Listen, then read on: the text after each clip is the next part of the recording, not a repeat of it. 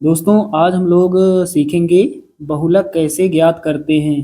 तो एक सवाल यहाँ पर आपके सामने लिखा है, हमें दिए गए आंकड़ों का बहुलक ज्ञात करना है। तो चलिए पहले सवाल पढ़ लेते हैं। यहाँ पर लिखा है, विद्यार्थियों के एक समूह द्वारा एक मोहल्ले के 20 परिवारों पर किए गए सर्वेक्षण के परिणाम स्वरूप विभिन्न परिवारों के सदस्यों की संख्या से संबंधित निम्नलिखित आंकड़े प्राप्त हुए हैं। इन आंकड़ों का बहुलक ज्ञात कीजिए। साथियों कुल मिलाकर ये जो आंकड़े हमें दिए गए हैं, इन आंकड़ों का हमें बहुलक ज्ञात करना है। तो चलिए हल करते हैं। यहाँ पर दूसरा जो खाना है, दूसरा खाना जो होता है बारंबारता का होता है। यहाँ पर संख्या लिखा है। संख्या यदि लिखा रहे तो समझ जाना है आपको कि ये बारंबारता है। यहाँ पर परिवारों की संख्या अर्थात उनकी बारंबारता। हमें क्या करना है, इन सभी संख्याओं में सबसे बड़ी संख्या ढूंढ लेनी है। तो सबसे बड़ी संख्या है 8। अब 8 के सामने वर्ग अंतराल है 3 से 5। तो यहाँ से यहाँ इन दोनों को ऐसे बंद कर लेंगे। तो ये जो संख्या बंद है इसे कहते हैं F1। F1 के ठीक ऊपर होगा F0 और F1 के नीचे होगा F2। F1 के सामने वर्ग अंतराल है 3 से 5। तो यहाँ पर छोटी संख्या है 3। छोटी संख्या को हम कहते हैं बहुलक वर्ग की निम्न सीमा, बड़ी संख्या को बहुलक वर्ग की उच्च सीमा।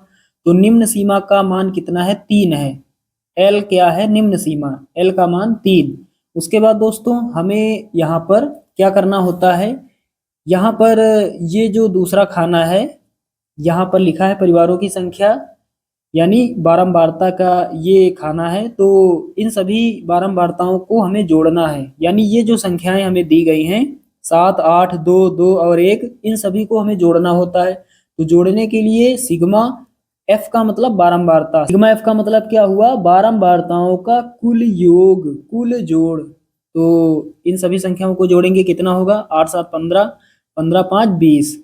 सिग्मा एफ का मान कितना, 20। अब दोस्तों हमें सूत्र रख देना है। दोस्तों बहुलक का सूत्र होता है L plus F1 minus F0 और इसके बटे में 2F1 माइनस F0 और माइनस F2 और गुणा में H होता है, गुणा में H। चलिए यहाँ सभी मान रख देते हैं। तो L का मान कितना है, L का मान है 3।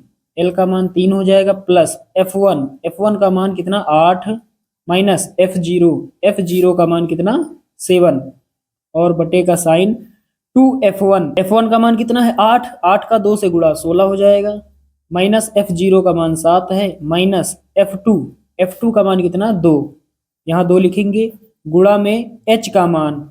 तो H का मान हमने निकाला नहीं, यहाँ निकाल लेते हैं। यहाँ पर लिखेंगे बहुलक वर्ग की माप, बहुलक वर्ग की माप जिसे H से लिखा जाता है, स्मॉल h बराबर, तो कोई एक वर्ग अंतराल लिख लेते हैं। चलिए इसी को लिख लेते हैं 3 से 5। यहाँ पर अंतर कितने का है, उच्च सीमा में निम्न सीमा को घटा देंगे, 5 में 3 घटाएंगे कितना बचेगा 2। H का मान कितना हो जाएगा, 2 हो जाएगा। यानी वर्ग अंतराल में अंतर कितने का चल रहा है, तो बड़ी संख्या में छोटी को घटा देंगे, अंतर पता चल जाएगा। जैसे यहाँ पर 11 में 9 घटाएंगे 2 बचेगा, 7 में 5 2 बचेगा, 3 में 1 2 बचेगा। अंतर कितने का चल रहा है, 2 का।